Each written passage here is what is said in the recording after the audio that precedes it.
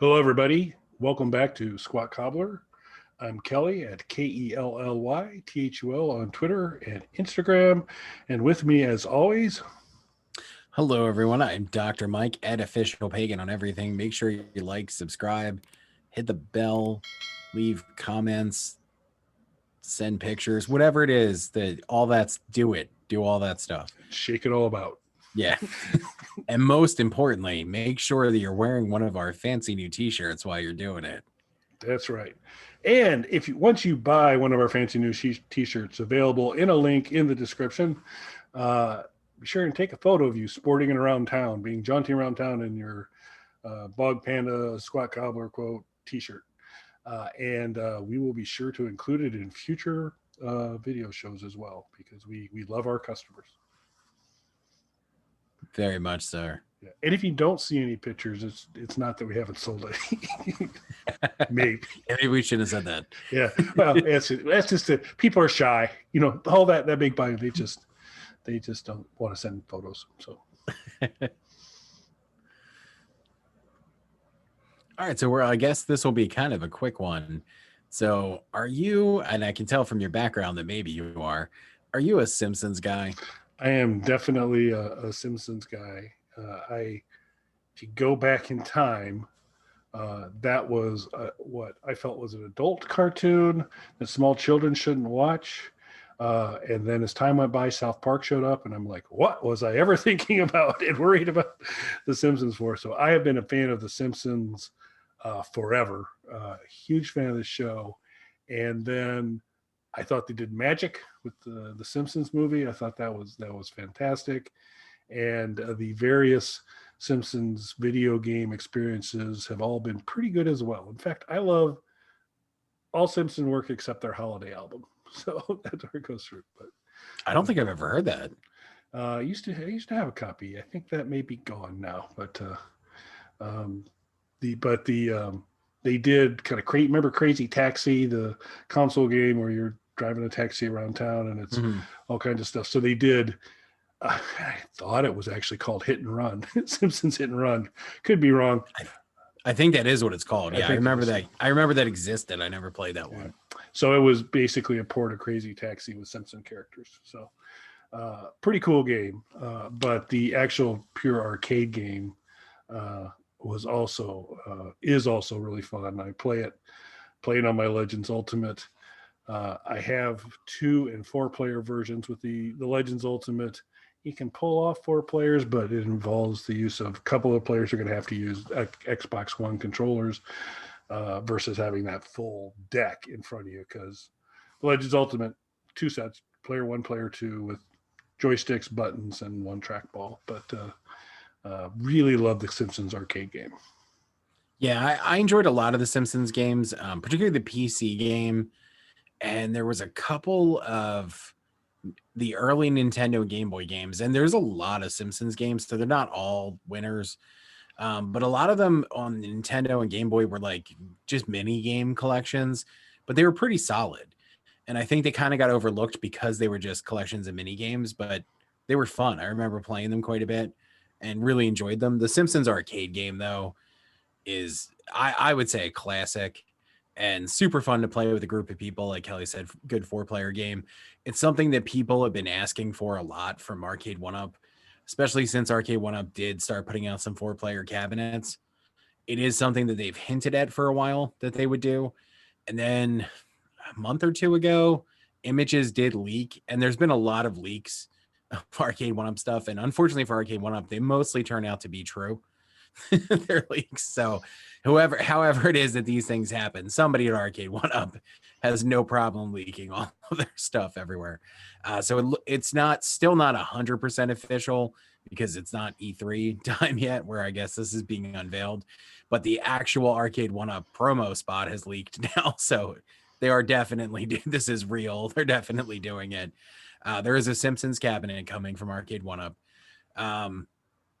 It also has the trackball on it, so people are assuming that means the Simpsons bowling game will be on there, which was a sort of Golden Tee style experience, but with the Simpsons characters and bowling, where you flick the trackball as you go. So it looks like a larger cabinet as well from Arcade1Up. If you look at, in order to fit the trackball, it looks like the control deck is even wider than, say, the Teenage Mutant Ninja Turtle deck that I have, which is 4 players. And people have speculated that it seems to be a larger monitor as well. And all of this particular round of leaks started because there was a website that posted some pictures too early and some prices and things. This does have a heftier price tag, but the dimensions seem to be larger than the other cabinets as well, which is what people have been attributing it to. I believe it was coming in at around $600, $500, $600, something like that for it. But presumably it's going to have multiple Simpsons games on there, including bowling and the arcade game, 4 players, and a much larger form factor. Is that something you would consider, sir? Well, so I'm not as familiar with a lot of the other Simpsons games. The couple of ones I mentioned, I didn't know about the Simpson golf game, which I'm a huge Golden Tee fan. I love that game, and it's another one that plays actually very well in my At Games Legends.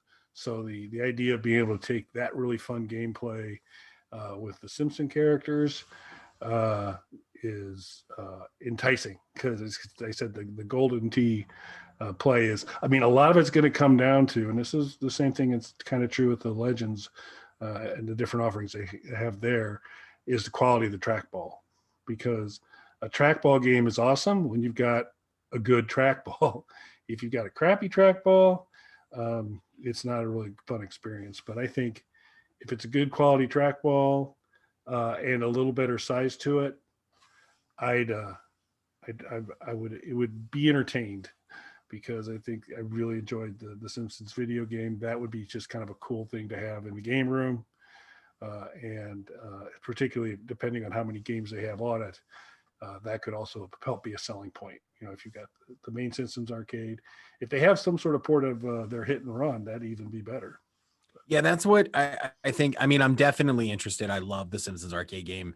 It is one of those games early on when I decided I absolutely had to have a game room in here. That was one of those, wish list kind of titles. Well, if this comes out, I have to get this. I do like that it's bigger. The fact that it's bigger, though, I mean, Turtles is already big. So the fact that this appears to be slightly larger than that is great, because it'll make it comfortable for people to play, but it does take up more real estate. So that trade-off is really going to have to come down to what games are included with this. Yep. Yep. So it'll be good to see those details come out, because it's but so as do any of your Arcade1Up systems have a trackball? No, the Atari Fight Stick has a trackball. And how's the quality on that? I like it. I'm not a big, there aren't too many trackball games that I play, but the few times that I've used it, I've had no issues with it. Seems to work great. Cool. Yeah, and it was always the kind of the pleasant surprise at games who had not necessarily had the greatest track record in the world in terms of quality of equipment. When the Legends Ultimate came out, the multi-arcade, while not high top of the end the market, it was the joysticks and the buttons and the trackball were all better than average, which is, was a smart for the system they put together, and really important to kind of enjoy the game. But the trackball, like I said, was very serviceable. But then somebody almost like right out of the gate came up and did some 3D printing and came up with a series of about 6 additional braces and things that you can put in and kind of self-install around the trackball. And it just kind of helps support it better and gives it a lot better play. So for a few ones, but to me, Golden Tee is the kind of trackball measuring stick. If you can play a good game of Golden Tee, you got a good trackball. And Arcade1Up did do a Golden Tee cabinet, and I know that was an incredibly popular one. I was never a big Golden Tee guy, but I know that's an incredibly popular series. Yep, so that'll be. There was no Shaq T Should have been. Should have been a Shakti. Or Walking Tea with zombies or something like that. I mean, I would have loved, so going back to the 4-player thing, I almost purchased NBA Jam. I was a huge NBA Jam fan. When I would play in video game tournaments and stuff, I was in an NBA Jam tournament. I would love to have that. The problem with NBA Jam, though, and the reason the original game hadn't been reissued up until this point is because of the rights issues. Yep. A lot of those players don't play anymore. Some of those teams don't exist anymore. They've changed locations and different things like that. So they had to jump through a lot of hoops to make that happen and recreate the original game as close as possible. And they still didn't get the full game, which is why I never purchased it. I believe from what they were saying, it's about 80% of the game that's in the NBA Jam cabinet. I know there's some other titles on there and stuff too, but I would be buying it for NBA Jam. And as great as it would be to have the original, 4-player NBA Jam cabinet, not having all of the players in the teams, even if it's most of them, it's still not quite the same to me. Mm-hmm. Yeah, that's fair. Yeah. So for me, The Simpsons is really going to come down to, especially if it's bigger than their existing 4-player cabinets, giving up the floor space for it, I don't mind because Simpsons is great. It is going to come down, though, to what other games are included on this. Makes a lot of sense. I do need to kind of pause the show for a second to this is painful for me, so just bear with me, to compliment Mike on the fact that he appears to be losing his memory at a slower rate than I am. On a recent show, he talked about a commercial that must have been, it's whenever Gore and Bush were running against each other, so a long time ago.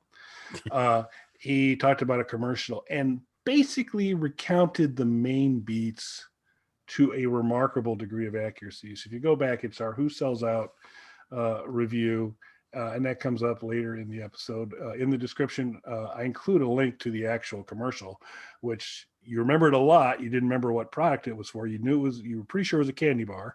And you were right. It was Snickers. It was a Snickers commercial. But I mean, you had like all the elements right. So that's how Mike works, and that's like helpful and good. And then the way I work is I had a Simpsons CD, so this is where it kind of comes back in. There may be a Simpsons holiday album, but I don't know. I know I never owned it now.